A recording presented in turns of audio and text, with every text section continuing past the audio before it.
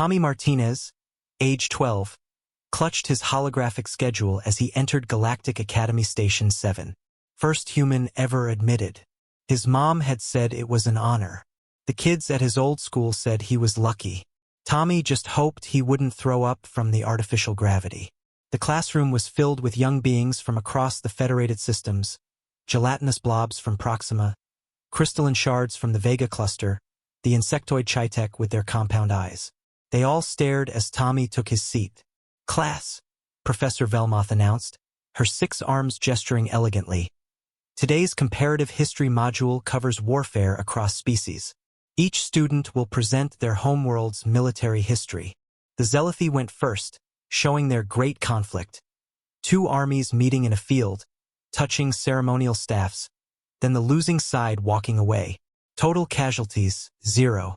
The blobs presented their dissolution war, a disagreement settled by dividing into smaller colonies.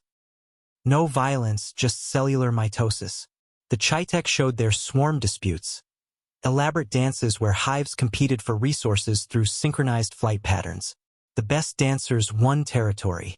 Tommy sank lower in his seat as each species presented their wars. Even their worst conflicts looked like organized sports compared to what he'd have to show.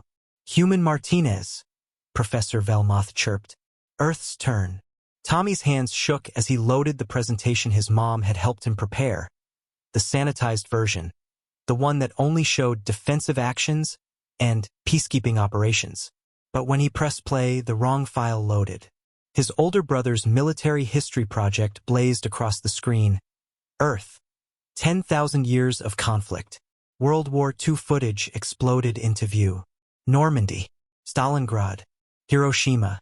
The classroom filled with the sound of machine guns, artillery, dying soldiers. A blob student immediately liquefied in fear. 2 shards began vibrating at frequencies that meant extreme distress. I can change it," Tommy stammered, but the presentation kept rolling. Vietnam. Napalm turning jungles to ash. Children running from burning villages. The Chitek started clicking in their panic language. 3 students fled the room. Ancient warfare flashed by. Romans crucifying thousands along the Appian Way. Mongols building pyramids of skulls. Vikings blood-eagling their enemies. Professor Velmoth's 6 arms wrapped around herself protectively. How many died in these conflicts? The screen answered her. World War II 70 million. Mongol conquests 40 million. World War I 20 million.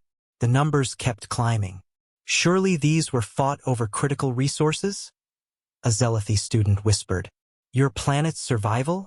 The presentation shifted to the War of Jenkins' ear, fought because someone cut off a sea captain's ear. The soccer war triggered by a football match. The Emu War, where Australia literally declared war on large birds. And lost. You fought wars over sports? Over birds. The shard's crystalline form was fracturing from stress. The presentation reached modern warfare. Drones. Cyber attacks. Nuclear arsenals capable of ending all life on Earth 50 times over. A helpful infographic showed Earth's current military spending. More than some civilizations' entire GDP. But surely, Professor Velmoth's voice cracked, surely your wars have rules? Conventions. Geneva Convention articles flashed by, immediately followed by a comprehensive list of violations. Chemical weapons, torture, civilian targets, child soldiers. The presentation ended with a cheerful statistic. Earth has experienced only 268 years of recorded peace in 3,400 years of documented history. The classroom was silent except for the sound of a blob student reforming itself from its puddle state. Tommy Martinez, Professor Velmoth said slowly. Your species fought a war against birds. We lost, Tommy admitted. The emus were really fast. A Chitek raised a trembling appendage. Your kind created weapons that could destroy your own planet? Several times over, Tommy nodded. We call it mutually assured destruction. It actually keeps the peace. That's insane, the Zealothi student exclaimed. Yeah, Tommy shrugged. But it works. We haven't had a world war in decades. Just regular wars. Regular wars? Tommy pulled up current news from Earth. Oh yeah, there's like 40-something armed conflicts happening right now. But they're small. Local stuff mostly. The mass exodus began. Students filed out, some crying, others reciting prayers to their various deities.